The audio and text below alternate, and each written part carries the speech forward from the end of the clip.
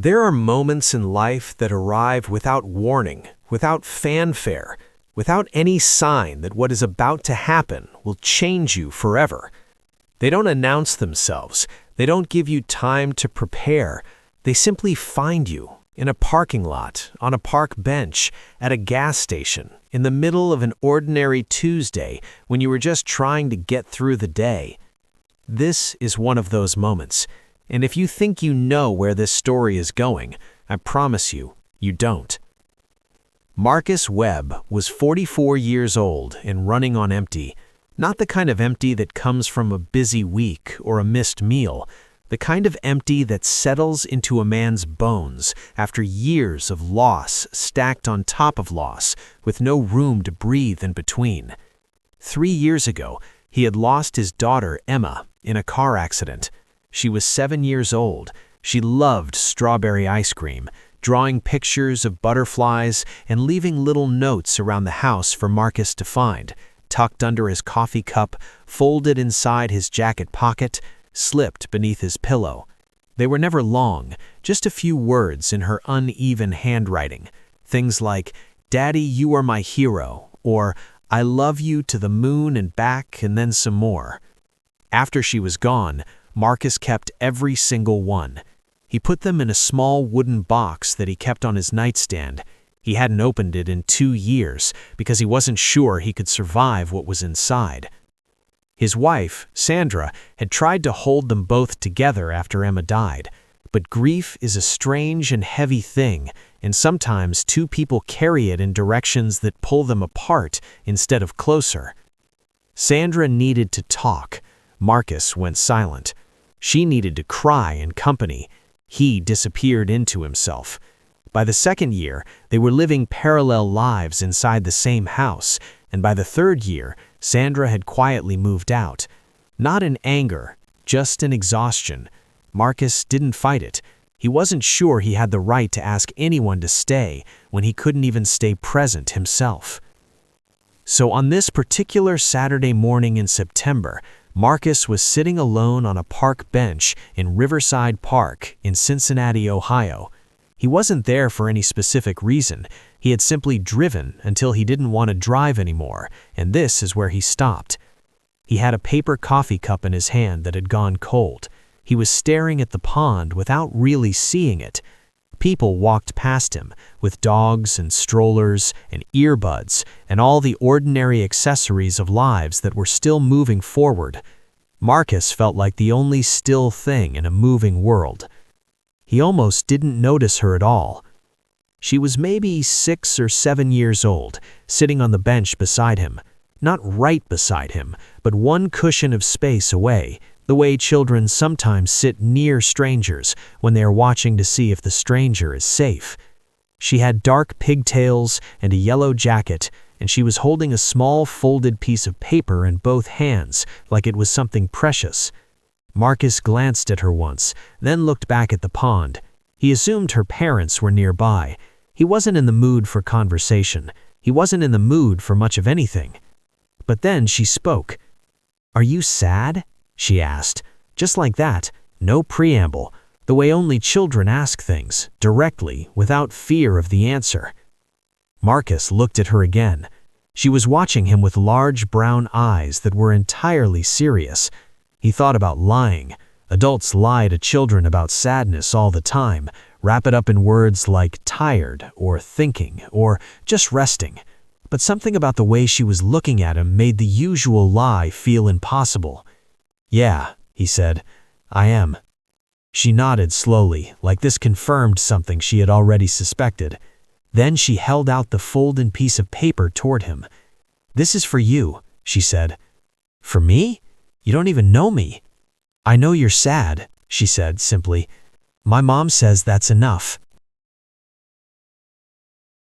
He stared at the paper in her small, outstretched hand for a long moment. Then he took it. She watched him hold it. He looked up to ask her something. Her name, where her parents were, anything.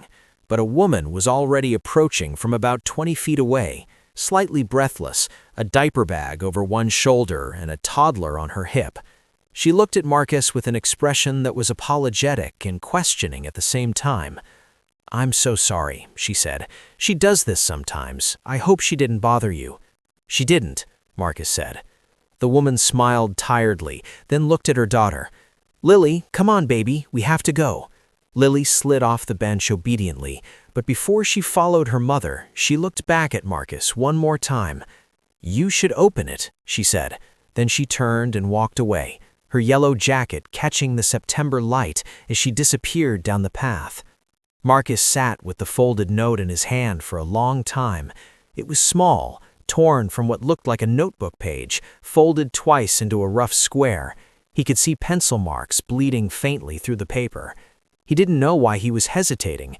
It was a note from a child he had never met, given for no reason he could understand, in a park he had ended up in by accident. It meant nothing. It couldn't mean anything. He unfolded it.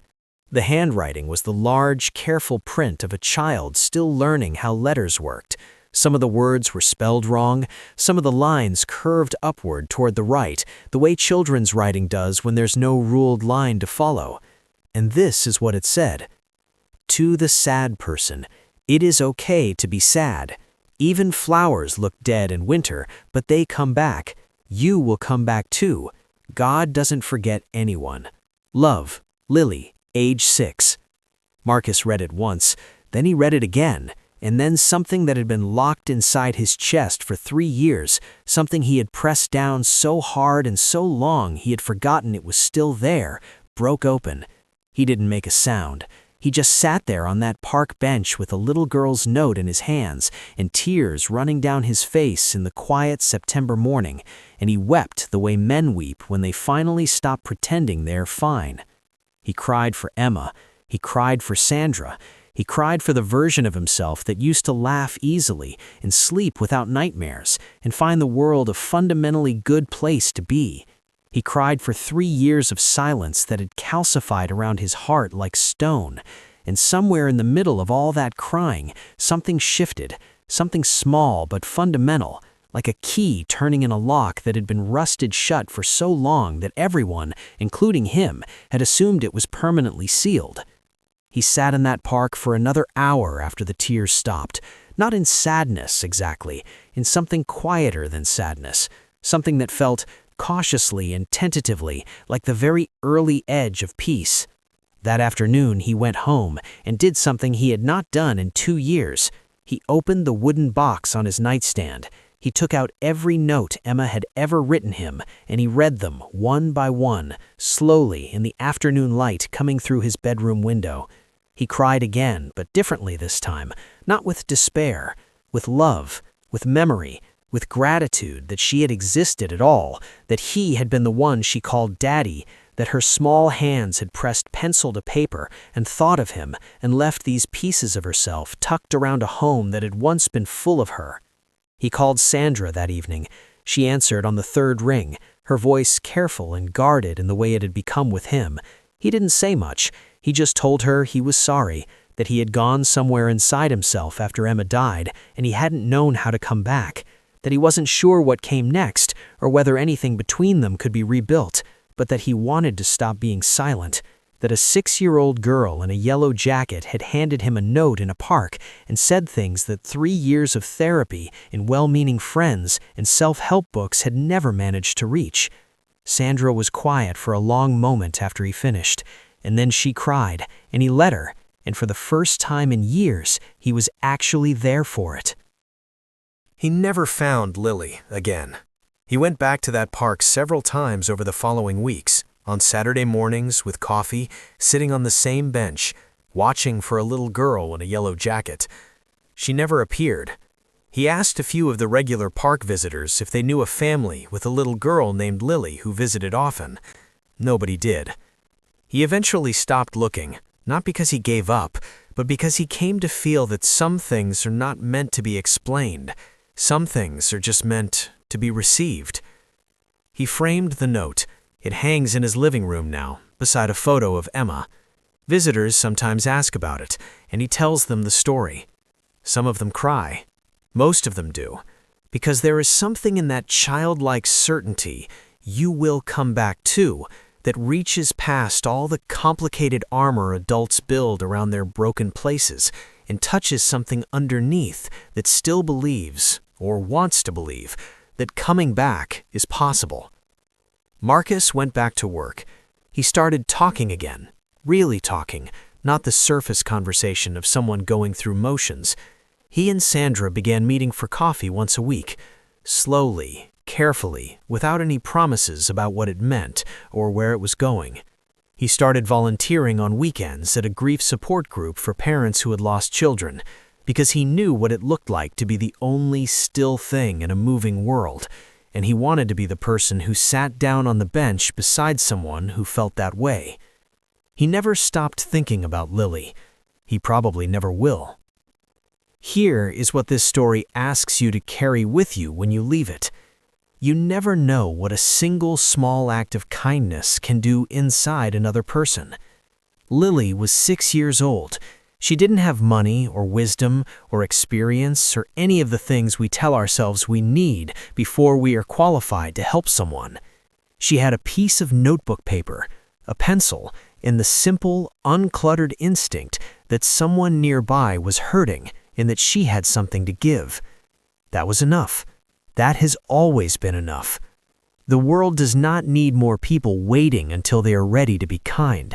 It needs more people who are willing to hand a stranger a folded note and walk away trusting that it will land where it needs to. You will come back too. Whatever winter you are standing in right now, whatever loss, whatever silence, whatever grief has convinced you that you are permanently still while everything else moves, those words are for you too. Not just for Marcus, for you.